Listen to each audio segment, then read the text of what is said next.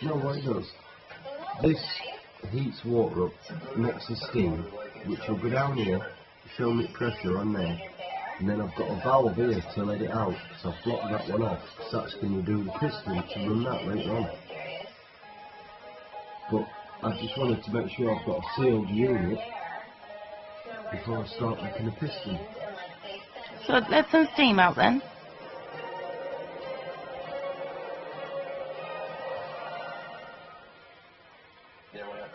It's not a lot. Okay.